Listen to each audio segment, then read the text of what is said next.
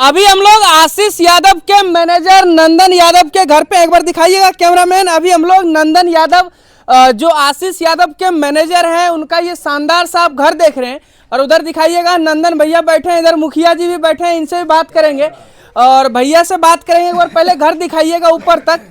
और ये मेहनत की कमाई का घर है। ये अभी हम लोग चरका पत्थल में जिस एरिया में है, यहाँ पहले नक्सलाइट एरिया था। आशीष यादव के मैनेजर नंदन यादव, क्या बोलिएगा भैया?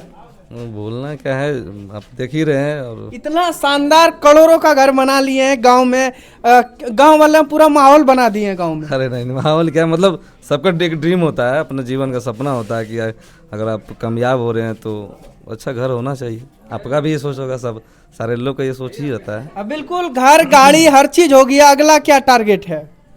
सब धीरे तो होते रहेगा।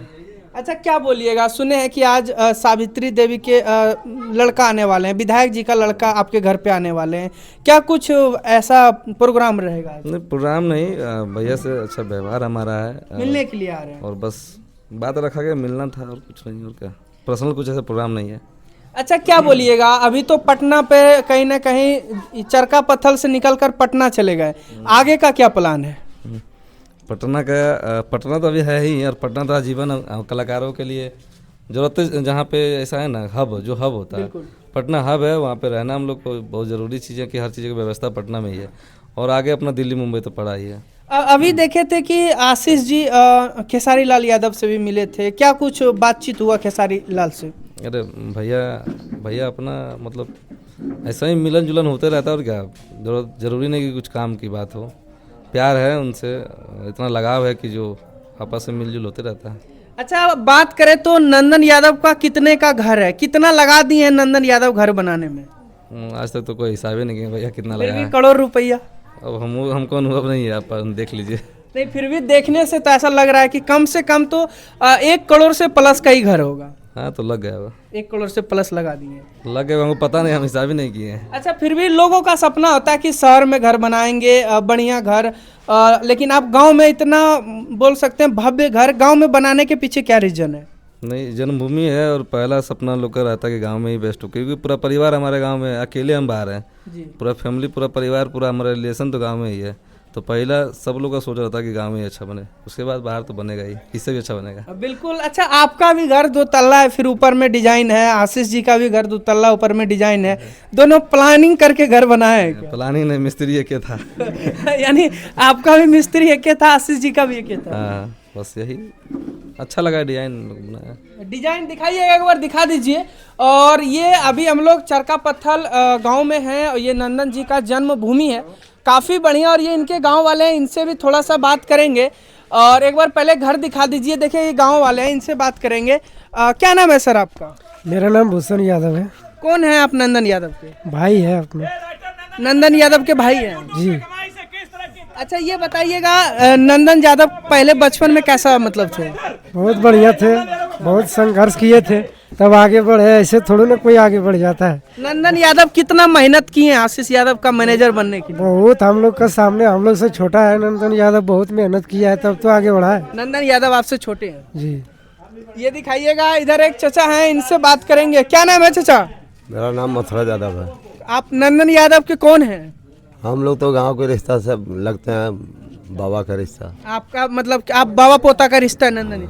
अच्छा, नंदन यादव का संघर्ष बताइएगा, कैसा मेहनत किया कि नंदन यादव इतने आगे चले? मेहनत किया और बहुत मेहनत करके आगे बढ़ा। अच्छा चीज़ है, अच्छा बात है, अच्छा है।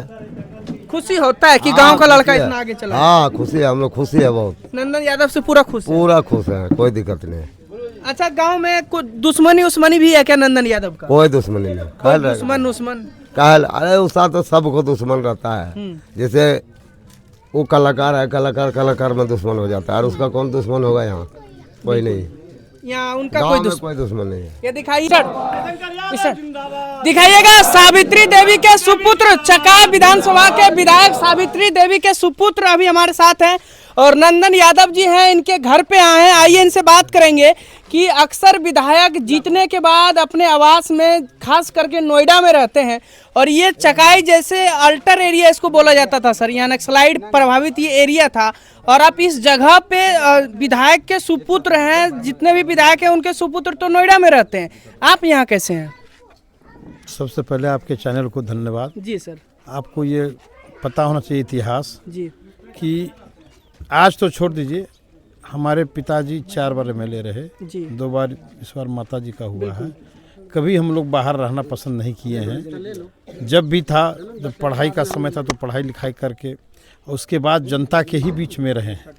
इसीलिए आज जनता का स्नेह प्यार हम लोगों के प्रति बना हुआ है। एक सवाल रहेगा सर, फाल्गुनी प्रसाद यादव का झलक आप में दिखता है जनता को, और जिस प्रकार से फाल्गुनी जी जनता के लिए हर समय समर्पित रहे थे, अपना कार्यरत में हर समय समाज में रहते थे, क्या लगता है आप भी उस प्रकार के योगदान अभी तो दे रहे हैं, क्या इसी प्रकार का भविष्य बना रहेगा आपका?